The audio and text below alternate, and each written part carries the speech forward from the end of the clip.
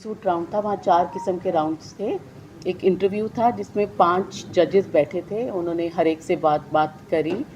एक उसमें मेन आपकी बहुत ज़्यादा क्वेश्चनिंग होती है आपसे, वो अपनी एडवोकेसी एक आपको रखनी पड़ती है कि आप क्या कर रहे हैं और फ्यूचर में आप क्या करेंगे।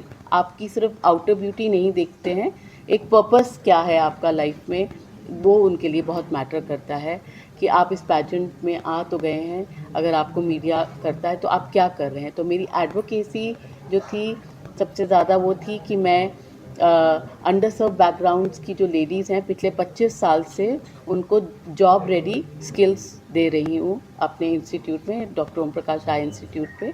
हम लोग बच्चों को रिक्रूट करते हैं, उनको डिफरेंट स्किल्स सिखाते हैं और आज कोई ओटी टेक्नीशियन बने हैं, कोई ऑप्टिकल काउंसलर्स बने हैं। सो हमने उनको खुद ट्रेन करके एक प्लेटफॉर्म दिया है, जो मेरी मेन एडवोकेसी थी और मैं आगे भी इसमें काम करना चाहती हूँ, पर हम एक इंस्टीट्यूट कुछ नहीं कर पाएंगे। सो इट्स इम्पॉर्टेंट कि एक लेवल पे हमें एक प्लेटफॉर्म मिले जिससे और लोग जुड़ें और हम और विमेन को एम्पावर कर सकें to become financially independent. Ma'am, ये इंटरनेशनल के बाद अभी नेक्स्ट इसमें क्या है? इसके बाद मैम इसमें आगे हमारी क्या जर्नी रहती है? जैसे कि आपने देखा कि गीतांजलि जी का जो जीत है उसके पीछे सिर्फ एक रीज़न नहीं है। हालांकि हम इसको ब्यूटी पैजेंट बोलते हैं, बट ये सिर्फ ब्यूटी का पैजेंट नहीं होता है, इसमें बहुत सारे फैक्टर्स होते हैं winning.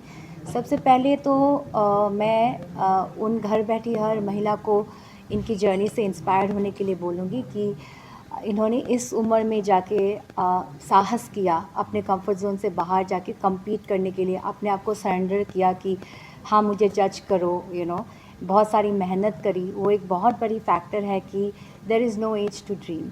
Second factor of winning is her advocacy. आप सिर्फ आउटर ब्यूटी से ये कंपटीशन नहीं जीत सकते हो, आपकी जो अंदरूनी ब्यूटी होती है, जो वो काम समाज के लिए कर रही है, वो एक मेन फैक्टर था उनके एडवोकेसी। एम्पावरमेंट जो उनको टाइटल मिला हुआ है, और बाकी खूब सारी मेहनत जो बैक स्टेज होती है, खाना खाने को नहीं मिलता है, सोने को नहीं मिलता है। बहुत सारा उन्होंने बेस्ट नेशनल कॉस्ट्यूम भी जीता है, वो काफ़ी भारी था, तो घंटों उसको पीठ पे लेके घूमना, 6 इंचेस हील में चढ़ना, पूरे दिन उसमें प्रैक्टिस करना, बहुत सारे फैक्टर्स होती है।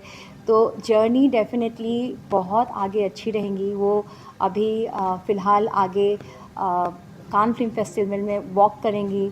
हाल ही में उन्होंने पेरिस और मिलान में भी वॉक किया है, और इस तरीके के बहुत सारे इवेंट्स होने वाले हैं। उनको नेल्सन मंडेला अवार्ड से सराहा गया है ऑक्सफोर्ड यूनिवर्सिटी में, जो 16 अगस्त को होने वाला है। वो एक कीनोट स्पीकर बनेंगे वहाँ पे। तो इस तरीके के बहुत सारे वर्ल्ड क्लास इवेंट्स वो अटेंड करेंगे, और जो उनका जर्नी है उनके बारे में घर बैठे महिला को इंस्पायर करेंगे। मैम, आपका कुछ है कि इसके अलावा कोई मूवीज़ वगैरह में आप अगर ट्राई करना चाहते हैं? नहीं, मेरी आई डोंट थिंक एज है या मेरी इच्छा भी नहीं है कि मूवीज़ में हम बैठे। I think age doesn't matter in any sort of work. हाँ, मदर का रोल मिल जाएगा तो शायद कर लूँगी। मैम, वैसे एज पूछनी नहीं चाहिए, एग्जैक्ट एज क्या है आपकी? आप पूछ रहे हैं तो मैं बता देती हूँ, पर किसी को बताइएगा नहीं। 59 आई एम 59 years। मैं वहाँ पे बोलती थी ready to shine at the age of 59। So ये मेरी एक टैग लाइन थी। I think you are shining. Thank you. वहाँ पे मुझे जैसे बता रहे हैं नेशनल कॉस्ट्यूम था मेरा, जो वहाँ पे ना हर पैजेंट पे 4 तरीके से आपको जज किया जाता है। एक तो इंटरव्यू, एक स्विम सूट राउंड, एक आपका होता है ये नेशनल कॉस्ट्यूम, और एक होता है जो आपका इवनिंग गाउन राउंड।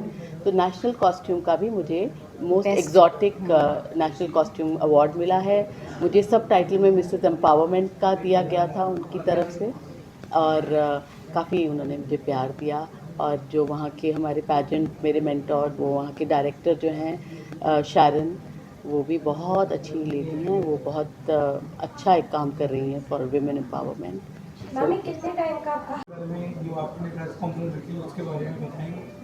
हाँ जी, नमस्ते, मेरा नाम उर्मिमाला बरुआ है, डायरेक्टर ऑफ UMB पैजेंट्स। और आज दोबारा मैं अमृतसर में आई हूँ।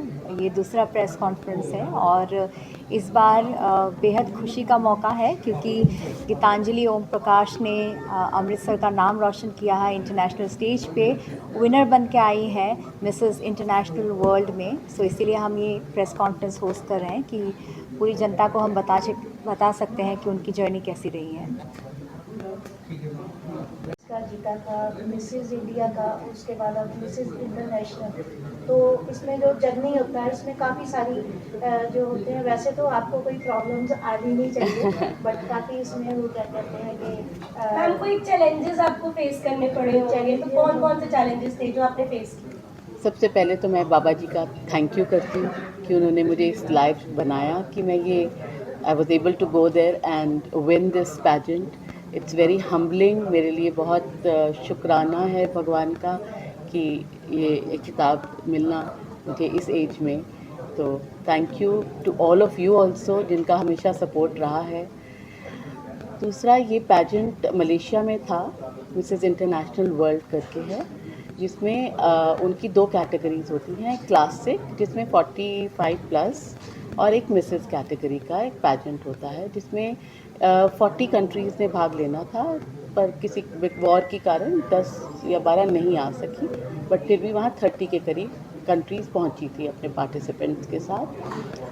ये डेफिनेटली बहुत एक चैलेंजिंग था क्योंकि from all over the globe वहाँ पे थे, कोई America, San Diego, Australia, you know, so Mrs Australia, everybody was there, and to stand with them and compete was absolutely I had lot of learning। मेरे को बहुत कुछ सीखने को मिला।